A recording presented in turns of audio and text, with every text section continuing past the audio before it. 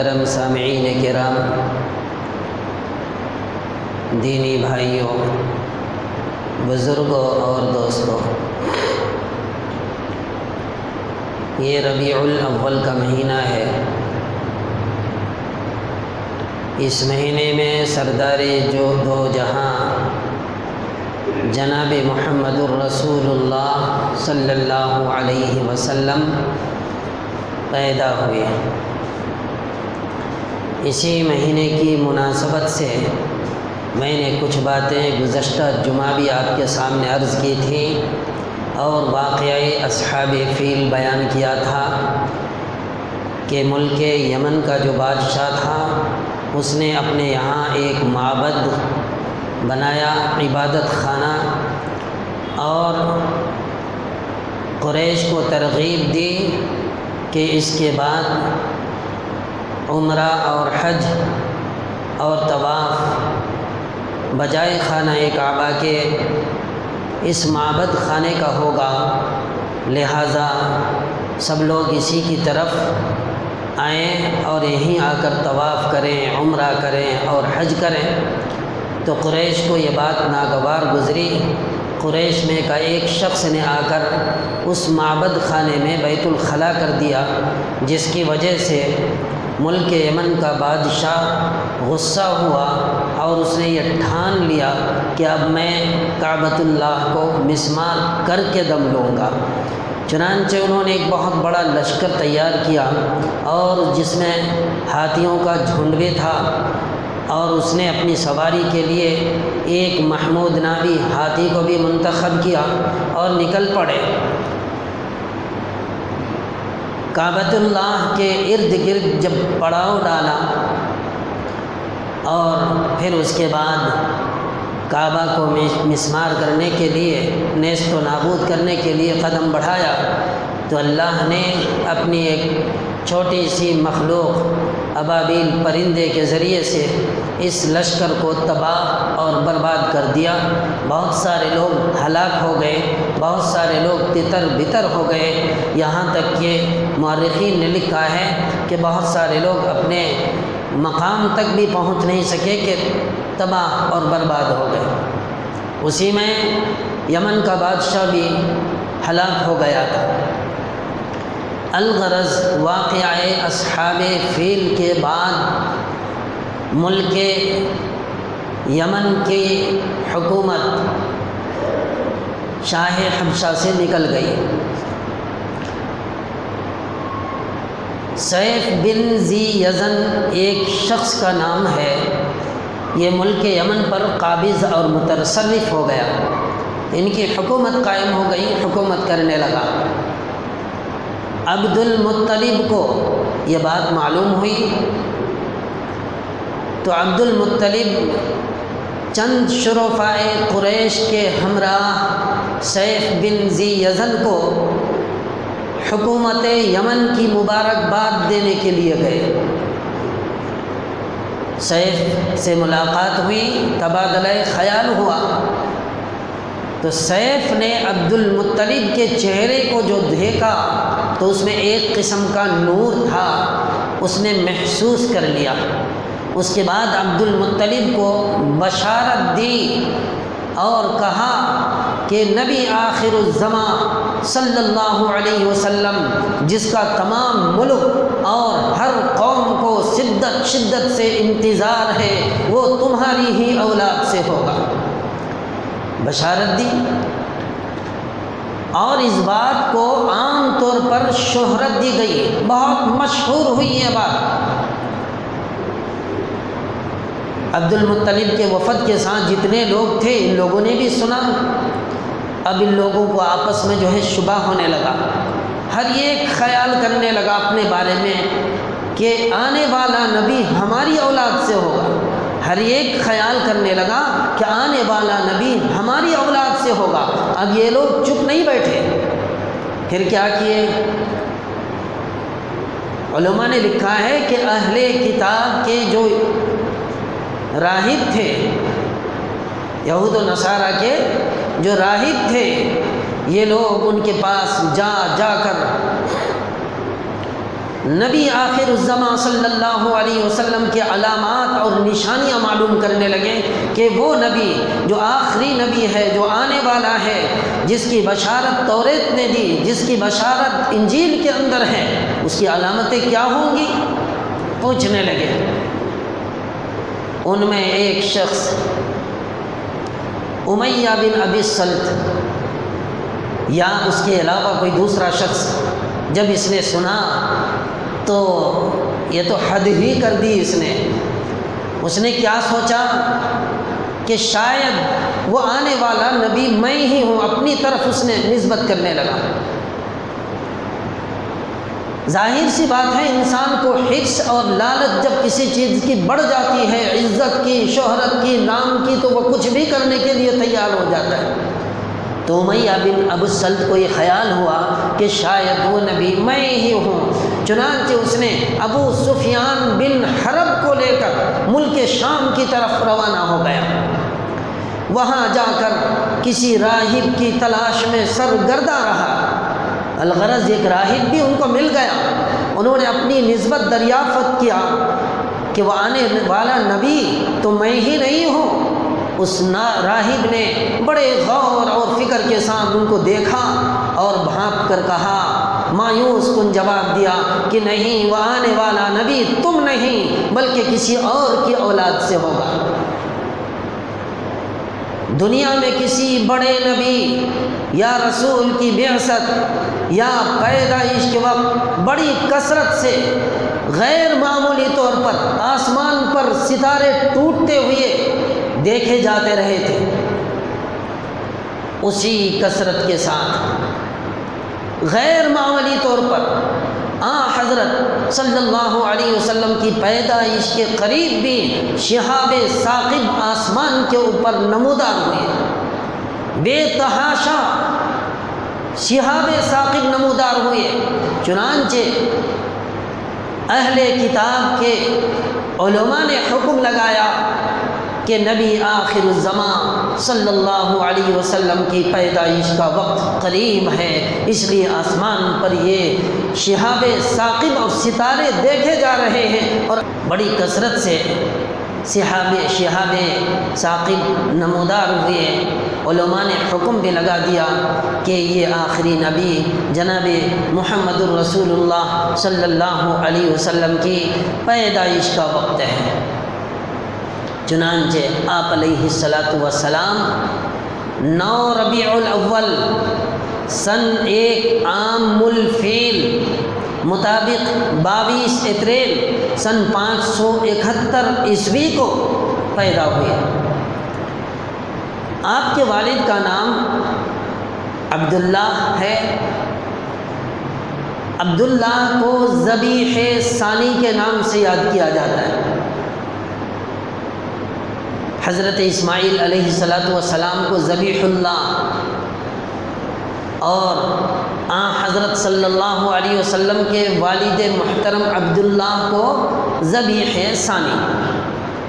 اب سنیے، یہ جو چاہے زمزم کی اصل ہے یہ حضرت اسماعیل علیہ السلام سے، کہ جب وہ اور ان کی ماں حضرت ہاجرہ علیہ السلام مکہ کے صحرائے لقودق اور بے آب و گیا چٹیل میدان میں پیاس کی شدت کی وجہ سے بے تاب ہوئے تو خدا تعالیٰ کے حکم سے وہاں ایک چشمہ نمودار ہوا جسے ہم چاہے زمزم کہتے ہیں۔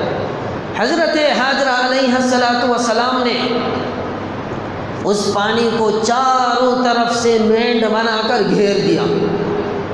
اب وہ کنویں کی شکل اختیار کر گیا، پورے کنویں کی ایک صورت بن گئی۔ کچھ عرصے تک اسی حالت میں باقی رہا اور پھر اس کے بعد وہ کنواں مٹی سے اٹ گیا، بھر گیا اور لیول ہو گیا، یہاں تک کہ رفتہ رفتہ اس کا مقام اور اس کی جگہ بھی نامعلوم ہو گئی اور لوگوں کے ذہن و دماغ سے اس کی جگہ ہی نکل گئی۔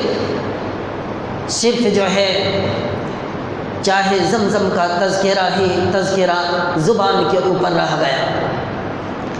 اب عبد المطلب کو سقایت الحاج کا کام ہاتھ آیا۔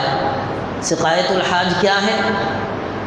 حجاج کرام جب حج کرنے کے لیے تشریف لاتے تو ان کو پانی پلانے کی ذمہ داری باضابطہ کسی کے سپرد کی جاتی، تو اتفاق سے عبد المطلب ہی کے ہاتھ میں یہ کام آیا، تو آپ نے موقع غنیمت سمجھا اور آپ اس مقام اور اس جگہ کی تلاش میں سرگرداں رہے، ڈھونڈنے لگے۔ بہت دنوں تک، ایک عرصے تک آپ اور آپ کا بیٹا حارث دونوں کے دونوں چاہے زمزم کی تلاش میں سرگرداں رہے، مگر کہیں کوئی نشان اور عطا پتہ نہ چلا، کوئی پتہ نہیں چلا۔ قریش کا کوئی فرد اس سلسلے میں آپ کا تعاون نہیں کیا، آپ تنہا اور آپ کا بڑا بیٹا حارث یہ دونوں ہی اس کام میں لگے رہے، مصروف رہے۔ بعض لوگ تو باپ بیٹے دونوں کا مذاق بھی اڑانا شروع کیے کہ دیکھیں گے کہاں سے زمزم کا پانی نکلتا ہے، کنواں آپ کو کہاں کیسے ملتا ہے، مذاق اڑانا شروع کیا۔ الغرض آپ کے والد ماجد عبداللہ بن عبد المطلب نے ایک روز خواب میں دیکھا اور اس کا نشان جو کنویں کا نشان تھا زمزم کا، اللہ نے خواب میں آپ کو دکھایا۔ دوسرے ہی دن سے آپ نے پھر کھودنا شروع کیا، مگر وہ مقام جہاں آپ کھود رہے تھے، جس جگہ کی اللہ کی طرف سے نشاندہی کی گئی تھی، وہاں دو بڑے بڑے بت اصاف اور نائلہ نامی رکھے ہوئے تھے۔ ظاہر سی بات ہے کہ بت کی اگر جگہ کوئی کھودے گا تو لوگوں کو اعتراض ہوگا۔ قریش نے اعتراض کیا، مانع ہوئے، رکاوٹیں ڈالنی شروع کی، یہاں تک کہ لڑنے کو تیار ہو گئے۔ یہ صرف باپ اور بیٹے دونوں اس کام کو انجام دیتے رہے، اور اس موقع پر عبد المطلب کو اپنی تنہائی محسوس ہوئی اور وہ غور و فکر کرنے لگے کہ کاش میری اولادیں زیادہ ہوتی یا کچھ لوگ میرا تعاون کرتے، اس کام میں میرا ہاتھ بٹاتے۔ تنہائی آپ نے محسوس کیا۔ اسی تنہائی کے عالم میں آپ نے منت مانی کہ اگر خدا تعالیٰ مجھے 10 بیٹے عطا کر دے اور چاہے زمزم یعنی زمزم کا کنواں بھی نکل آئے تو میں ان 10 بیٹوں میں سے کسی ایک کو خدا کے نام پر قربان کر دوں گا۔ منت مانی اور محنت کرتے رہے، کنویں کے کھودنے میں آپ مصروف رہے۔ چند روز کی محنت کے بعد اللہ کے فضل و کرم سے زمزم کے کنویں کا پانی ظاہر ہو گیا، کنواں کی نشاندہی ہو گئی۔ عبد المطلب بہت خوش ہوئے، ساتھ ساتھ قریش بھی خوش ہونے لگے۔ عبد المطلب کی محنت سے چاہے زمزم کا جو پانی نکلا، جس کی وجہ سے قریش میں ایک قسم کا سکہ بیٹھ گیا، ان لوگوں کے اوپر عبد المطلب کی رعب طاری ہو گئی اور رعب چھا گیا۔ اب اس کے بعد جو ہے عبد المطلب کی سرداری اور آپ کی بزرگی کے قائل ہو گئے۔ لوگ کہنے لگے کہ آپ تو بزرگ آدمی ہیں، آپ ہی اصل میں سردار ہیں، اور اللہ تعالیٰ نے اپنے فضل سے آپ کو 10 بیٹے بھی عطا کر دیے۔ جب 10 بیٹے عطا کر دیے گئے تو منت بھی مانی ہے، اسے بھی پورا کرنا ہے۔ چنانچہ 10 بیٹوں کو لے کر آپ یعنی عبد المطلب کعبۃ اللہ کی طرف روانہ ہو گئے، کعبۃ اللہ کے اندر داخل ہوئے۔ وہاں حبل نامی ایک بہت بڑا بت تھا، اس کے پاس جا کر قرعہ اندازی شروع کر دی، اور اتفاق سے قرعہ جو ہے آپ کے بیٹوں میں سب سے چھوٹے بیٹے حضرت عبداللہ جو ساری کائنات کے سردار جناب محمد الرسول اللہ صلی اللہ علیہ وسلم کے والد بنے، ان کے نام سے قرعے کا تیر نکل آیا۔ اور آپ کو سب سے زیادہ عزیز تھا عبداللہ، سب سے زیادہ آپ ان سے پیار کرتے، ان سے محبت کرتے، لیکن کیا کرتے؟ منت مان لی ہے اور قرے کا تیر بھی ان کے نام سے نکل چکا ہے، مجبور ہیں، کرنا ہی ہے۔ اپنے بیٹے کو لے کر قربان گاہ کی طرف نکل گئے۔ اب جو ہے عبداللہ کے بھائی، عبداللہ کی بہنیں اور قریش کے بہت سارے لوگ، بعض قریش کے سردار بھی عبد المطلب سے درخواست کرتے رہے اور یہ کہتے رہے، یہ لوگ یہ چاہتے تھے کہ کسی طرح عبداللہ ذبح ہونے سے بچ جائے اور عبد المطلب ان کو ذبح کرنے سے باز آ جائے، کوشش سب کی یہی تھی۔ لیکن عبد المطلب اپنے فیصلے پر اٹل رہے اور اپنے بیٹے عبداللہ کو لے کر قربان گاہ کی طرف چلتے رہے۔ الغرض بڑے بحث و مباحثہ اور رد و قد کے بعد جو ہے یہ معاملہ ایک سجا نامی راہبہ تھی جسے ہم لوگ نجومی کہتے ہیں، ان کے پاس پہنچا تو انہوں نے کہا کہ دیکھو قریش میں خون بہا 10 اونٹ ہے، یعنی ایک آدمی کو اگر کوئی قتل کر دے تو اس کے بدلے میں اس کے عوض جو ہے 10 اونٹ دیا جاتا ہے۔ تو فرمایا کہ قریش میں خون بہا 10 اونٹ ہے، لہذا ایک طرف عبداللہ کو رکھو اور ایک طرف 10 اونٹ کو رکھو عبداللہ کے مقابلے میں، اور پھر قرعہ ڈالو، قرعہ دیکھو کہ کس کے نام سے آیا، اگر اونٹوں کے نام سے قرعہ نکلتا ہے تو 10 اونٹ کو ذبح کر دو اور عبداللہ آزاد ہو جائے گا۔ لیکن ہوا یہ کہ 10 اونٹ کے نام سے قرعہ نہیں آیا، بلکہ پھر دوبارہ قرعہ بھی عبداللہ ہی کے نام سے نکلا۔ تو راہبہ نے کہا کہ آپ جو ہیں اور 10 اونٹ بڑھا کر 20 اونٹ کو عبداللہ کے مقابلے میں رکھو اور اس طرح 10 اونٹ بڑھاتے رہو یہاں تک کہ اونٹوں کی تعداد 100 ہو جائے اور قرعہ اونٹوں کے نام نکل آئے۔ چنانچہ ایسا ہی کیا گیا، ہر مرتبہ قرعہ ڈالتے عبداللہ کا نام نکل آتا، ہر مرتبہ قرعہ ڈالتے اور عبداللہ کا نام نکل آتا۔ لیکن اسی طرح قرعہ ڈالتے ڈالتے جب اونٹوں کی تعداد 100 کو پہنچی تو اس وقت جو ہے قرعہ اونٹوں کے نام سے نکلا۔ پھر بھی عبد المطلب کو اطمینان نہیں ہوا، انہوں نے اور 2 بار جو ہے قرعہ ڈالا۔ اب ہر مرتبہ قرعہ جو ہے اونٹوں کے نام سے نکلتا رہا، چنانچہ مورخین نے لکھا ہے کہ 100 اونٹ ذبح کیے گئے، اس طرح عبداللہ کی جان بچی، عبداللہ کی جان بچ گئی۔ واقعہ اصحاب فیل سے کچھ روز بیشتر عبداللہ کی شادی عبد المطلب نے قریش کے مشہور گھرانہ آمنہ بنت وہب سے کر دی، مشہور گھرانے میں آمنہ بنت وہب سے کر دی، اور شادی کے بعد عبد المطلب نے عبداللہ کو کچھ دن کے بعد کسی قافلے کے ساتھ تجارت کی غرض سے ملک شام کی طرف بھیج دیا کہ جاؤ وہاں جا کر تجارت کرو۔ آپ چلے گئے، لیکن اللہ کا کرنا ایسا ہوا کہ جب وہاں سے واپسی ہونے لگی تو آپ بیمار ہو گئے۔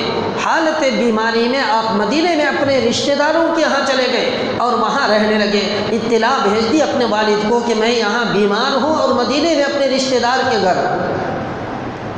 تو آپ کے والد عبد المطلب نے اپنے بڑے بیٹے حارث کو بھیجا کہ جاؤ مدینہ جا کر عبداللہ کی خبر گیری کرو اور موقع اور مناسب سمجھو تو ان کو مکہ مکرمہ اپنے ساتھ واپس لے کر آ جاؤ۔ یہ گئے، لیکن اللہ کا کرنا ایسا ہوا کہ آپ کے مدینہ پہنچنے سے پہلے ہی عبداللہ انتقال کر چکے تھے، فوت ہو چکے تھے، اور بنو نجار کے خاندان والا جو قبرستان تھا اس میں آپ دفن ہو چکے تھے۔ حارث پہنچا، پھر واپس ہوا اور اس روح فرسا اور دکھ والا واقعہ اور اس کی خبر اپنے باپ کو عبد المطلب کو دی تو عبد المطلب بھی پریشان ہوئے اور آپ کی آنکھیں بھی نم دیدہ ہو گئیں، اشک بار ہو گئیں، آنسو سے آپ کی آنکھیں پر ہو گئیں۔ ادھر بی بی آمنہ حاملہ تھی، امید سے تھی۔ آپ علیہ السلام حالت حمل ہی میں تھے کہ آپ کے والد کا انتقال ہو گیا، آپ یتیم ہو گئے، بلکہ یوں کہہ لیجئے در یتیم ہو گئے۔ والد کے احسانات سے بھی اللہ نے آپ کو محفوظ رکھا۔ غرض والد انتقال کر گئے، آپ در یتیم ہو گئے، اور واقعہ اصحاب فیل کے تقریباً 52 یا 55 دن کے بعد آپ علیہ السلام کی پیدائش ہوئی۔ آپ علیہ السلام جب پیدا ہوئے تو مورخین نے لکھا کہ ایک ایسا نور چمکا جس اطراف اور اکناف میں بالکل روشنی چھا گئی اور سارا علاقہ روشن ہو گیا۔ آپ جس وقت پیدا ہوئے، آپ کی پیدائش ہی کے وقت قیصر و کسریٰ کا جو محل تھا اس کے اندر زلزلہ آ گیا اور اس کے 14 کنگرے گر گئے۔ آپ ہی کی پیدائش کے وقت لکھا ہے ابن سعد رضی اللہ تعالی عنہ کی روایت کے مطابق آپ علیہ السلام جب پیدا ہوئے تو آپ آلائش سے پاک تھے، یعنی پیدائش کے وقت کسی قسم کی آلائش نہیں نکلی، جیسا کہ اور بچوں کے پیدائش کے وقت کہ پانی کی شکل میں یا خون کی شکل میں کچھ رطوبت نکلتی ہے، تو آپ علیہ السلام کی پیدائش کے وقت یہ رطوبتیں، یہ غلاظت، یہ خون یا پانی نہیں نکلا، بالکل آپ پاک اور صاف تھے اور شفاف تھے۔ اسی طرح آپ علیہ السلام جب پیدا ہوئے تو دوستو بزرگوں 7ویں دن آپ علیہ السلام کا عقیقہ عبد المطلب نے کیا اور قریش کو ایک عام دعوت دی، ایک بہت بڑی دعوت ہوئی، تو آپ کا عقیقہ بھی ہوا اور دعوت بھی ہوئی، لوگوں نے دعوتیں بھی کھائی۔ تو ظاہر سی بات ہے آپ علیہ السلام جب پیدا ہوئے تو اہل خاندان کو خوشی ہوئی ہوگی، یہ فطری چیز ہے۔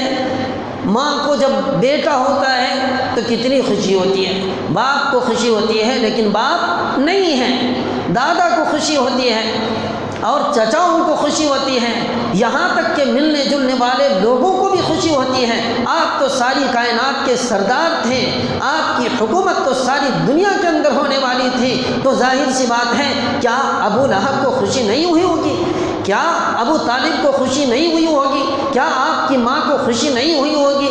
بے شک خوشی ہوئی ہوگی۔ آپ کی ماں نے بھی خوشی کا اظہار کیا، ابو لہب نے بھی خوشی کا اظہار کیا، اور اسی طرح ابو طالب نے بھی خوشی کا اظہار کیا۔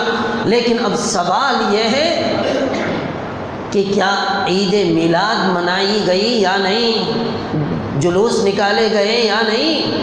جلسے منعقد کیے گئے یا نہیں؟ جیسے ہم جو ہے جلسے جلوس منعقد کرتے ہیں، ریلیاں منعقد کرتے ہیں اور آپ کے نام سے بہت بڑی دعوت کر کے بالکل جو ہے ہنگامہ برپا کر دیتے ہیں، اور دیکھو تو اس کے بعد پھر کوئی نام و نشان نہیں، نہ نبی کریم صلی اللہ علیہ وسلم کی سنت سے واسطہ ہے، نہ اللہ تبارک و تعالیٰ کی طرف سے جو فرائض مسلمانوں کے اوپر عائد کیے گئے ہیں ان فرضوں سے کوئی ان کا تعلق ہے۔ تو اب سوال یہ ہے کہ کیا عید میلاد منانے کی وجہ سے انسان کو کامیابی مل سکتی ہے، نجات مل سکتی ہے، کیا جنت اسے مل سکتی ہے یا نہیں مل سکتی ہے؟ اب دیکھیے، آپ پیدا ہوئے، پیدائش کے بعد آپ کے چچا ابو لہب، آپ کے چچا ابو طالب، ظاہر سی بات ہے آپ کے چچا تھے، خوشی ہوئی آپ کو، آپ کی تعریف کی، اور اسی طرح میلاد کے معنی ہیں کیا کہ پیدائش کو یاد کرنا، پیدائش کی جگہ کو یاد کرنا۔ ایک ہے میلاد اور ایک ہے سیرت، ایک ہے تعریف، پیغمبر کی تعریف۔ تو آپ علیہ الصلوۃ والسلام کی پیدائش سے یعنی جہاں پیدا ہوئے اور جس جگہ پیدا ہوئے، پیدا ہونے کے بعد ابو لہب ابو طالب آپ کے چچا تھے، آپ کو خوشی ہوئی اور خوشی میں آپ نے اشعار بھی پڑھے، خوشی میں آپ نے اشعار بھی پڑھے، خوشی میں آپ نے تعریف بھی کی۔ کیوں؟ اس لیے کہ آپ رشتے کے اعتبار سے چچا تھے۔ ابو طالب نے کعبۃ اللہ کو بھی دیکھا، ابو طالب کی آپ علیہ الصلوۃ والسلام کے ساتھ رشتہ داری ہے، اور ابو طالب پیدا ہونے کے بعد خوش بھی ہوئے اور بے انتہا خوشی کا آپ نے اظہار فرمایا۔ لیکن سوال یہ ہے کہ کیا آپ کی خوشی منانے کی وجہ سے ابو طالب کی کو جنت مل گئی؟ آپ کے خوشی منانے کی وجہ سے ابو طالب کے لیے نجات کا راستہ صاف ہو گیا؟ کیا آپ کو اپنی آنکھوں سے دیکھنے کی وجہ سے یا کعبۃ اللہ کو دیکھنے کی وجہ سے ابو طالب کی رہائی ہو گئی؟ نہیں، ایسی بات نہیں ہے۔ تو عید میلاد بھی ہے اور آپ کی تعریف بھی ہے، آپ کی شان میں اشعار بھی پڑھے جا رہے ہیں، لیکن آپ کو نجات نہیں ملتی، تو آخر اس کی وجہ کیا ہے؟ فرماتے ہیں کہ تیسری چیز جو سیرت تھی اس سے آپ کا تعلق نہیں تھا، اس سے آپ کا لگاؤ نہیں تھا، رسول اللہ کے اوپر آپ نے ایمان نہیں لایا تھا، رسول اللہ صلی اللہ علیہ وسلم کی تعریف تو کی، آپ کو دیکھا ضرور، لیکن آپ ان کے اوپر ایمان نہیں لائے، جس کی وجہ سے براہ راست جہنم کے اندر چلے گئے۔ تو دوستو بزرگوں، یہی چیز جو ہے اللہ کے نبی صلی اللہ علیہ وسلم کی جو سیرت ہے، اگر اس سے ہمارا تعلق ہے تو سمجھو نجات ہے، رسول اللہ صلی اللہ علیہ وسلم کی سنتوں سے واسطہ ہے تو سمجھو نجات ہے، رسول اللہ صلی اللہ علیہ وسلم سے سچی پکی محبت ہے، عقیدت ہے، اور آپ نے جو جو اعمال کیے ان سب اعمال کو ہم کرتے رہے ہیں تو نجات ہے۔ اور صرف اسی کے اوپر اگر تکیہ لگا کر بیٹھے ہیں تو یاد رکھیے پھر جو ہے اس کی گارنٹی نہیں ہے کہ اس کا حشر کل قیامت کے دن کیا ہوگا۔ آج ہو یہی رہا ہے، دنیا کے اندر اسی طرح کے خرافات ہو رہے ہیں کہ رسول اللہ صلی اللہ علیہ وسلم کی سنت سے ہم جو ہے منہ موڑنے والے ہو گئے ہیں، جبکہ ابو طالب نے اشعار پڑھے، کہا وَأَبْيَضُ يَسْتَسْقِي الْغَمَامُ بِوَجْهِهِ سَمَالُ الْيَتَامَى عِصْمَةٌ لِلْأَرَامِلِ۔ یہ عربی کا شعر ہے، کہتے ہیں کہ آپ کا چہرہ ایسا خوشنما تھا، آپ کا چہرہ اتنا حسین تھا کہ آپ کے چہرے کے حسن کی وجہ سے آسمان سے بارش ہوتی تھی، آپ کا چہرہ اتنا حسین تھا کہ آپ علیہ الصلوۃ والسلام یتیموں کا سہارا بنے ہوئے تھے اور بیواؤں کے لیے آپ جو ہے گویا آبرو کی حفاظت کرنے والے تھے۔ کتنا عمدہ شعر کہا ابو طالب نے، تعریف کی، لیکن مغفرت ہو گئی؟ نہیں ہوئی۔ کیوں نہیں ہوئی؟ ادھر میلاد میں یعنی جب پیدا ہوئے تو آپ نے خوشی بھی منائی اور آپ کی شان میں اشعار بھی کہے، لیکن مغفرت نہیں ہوئی۔ کیوں؟ اس لیے کہ آپ کی سیرت سے ذرہ برابر بھی لگاؤ نہیں تھا، آپ علیہ الصلوۃ والسلام پر ایمان نہیں لائے تھے۔